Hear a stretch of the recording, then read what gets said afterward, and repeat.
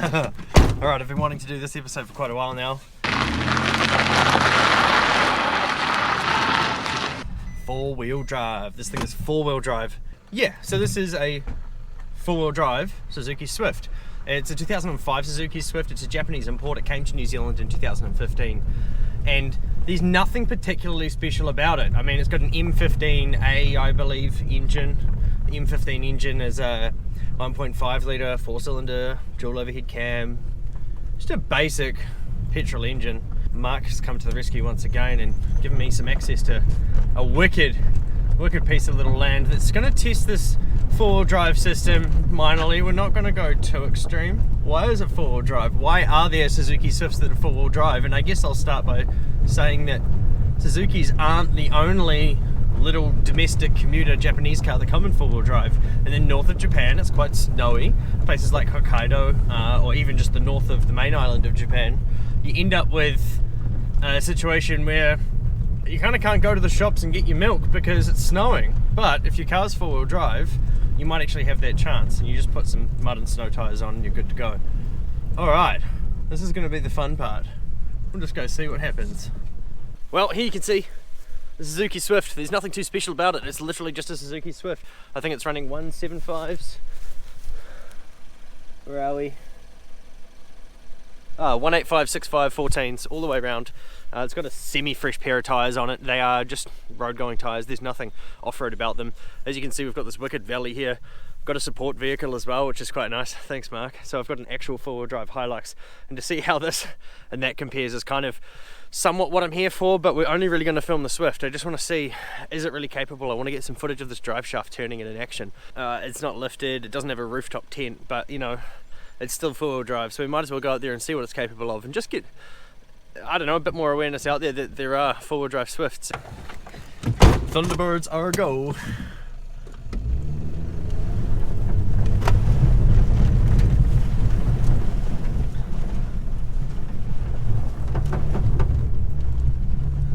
Seatbelt's off now because we're off the main road and I'm being safe as possible, and by that I mean I'm going to jump the heck out if I have to.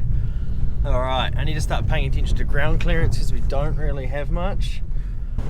I am just belly scraping everywhere. Oh, that was a fence. Lucky I saw that.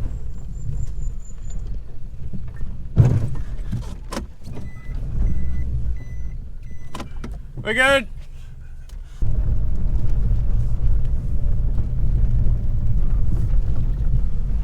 Oh, we're going back up this way. Doing a U-E. Ah, yeah, cutting back.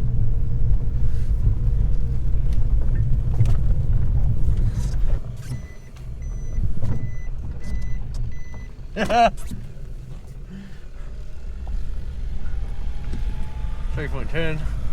Imagine living up here. This is prospective developed area, which actually looks like it might, you know, be developed one day, and this will be someone's driveway. Alright, here's the rock crawling. And by rock crawling I mean dirt, and by crawling I mean just falling down. It's rock crawl!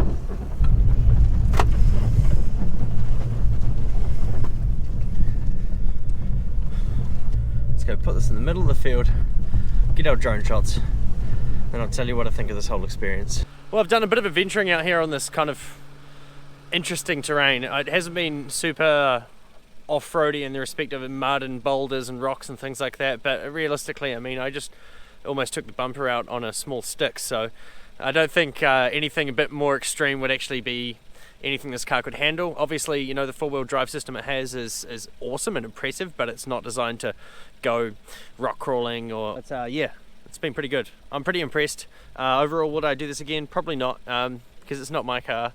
I don't want to break it, but if I had a little cheap four-wheel drive, something that was not that expensive, then heck yeah, absolutely. I'd take it off-road. In New Zealand, because of the JDM car scene that we do have, you know, I looked on Trade Me recently, there's like a a four-wheel drive Nissan Wing Road. There's a four-wheel drive Toyota Corolla 1.5 litre sedan. There's a lot of little four-wheel drive things. Toyota BB, even those, they came in four-wheel drive.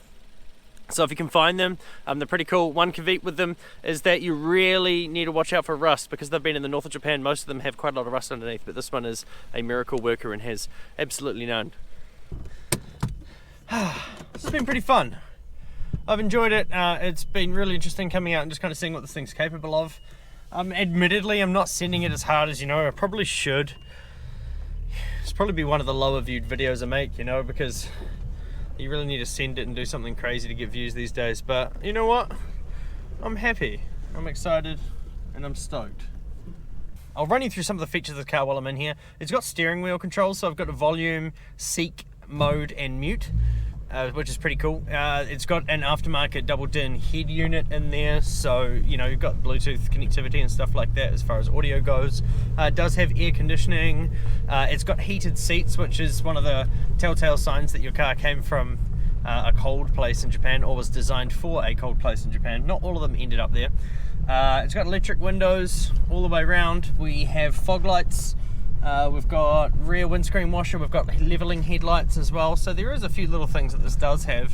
Yeah, it's a pretty basic machine. Automatic, there's nothing too fancy. Someone, when it got imported, chucked a little set of 15-inch alloys on that are okay, they're nothing too special. And it just does the job. Not many people actually know they're four-wheel drive, and often, the person that owns this didn't even know it was four-wheel drive until I told them. And a lot of people don't realise that they exist, and when they are for sale, it might not actually listed as four-wheel drive. I don't know if there's a different chassis code or something that designates them as being four-wheel drive, so you kind of just have to keep an eye out and know what to look for. Ask people if they're selling them for a picture of underneath the car. You'll see the diff and the drive shaft. I drove this thing up some snow. I'll put videos of that in here. So this thing went up Mount Ruapehu in winter last year, and I had a hard time convincing the guy that it was four-wheel drive, because it was four-wheel drives only allowed up the mountain that day. And I tried to show him, I said, have a look under the back, there's a diff. And he's like, I don't know what that means, I believe you. So we got to go up. And while I was going up that hill there, which is just a road covered in ice and snow, there was a Mercedes G-Wagon on its side down the hill, and we made it sweet in this. So is it four-wheel drive capable? It's better than a G-Wagon, technically. In one way or another.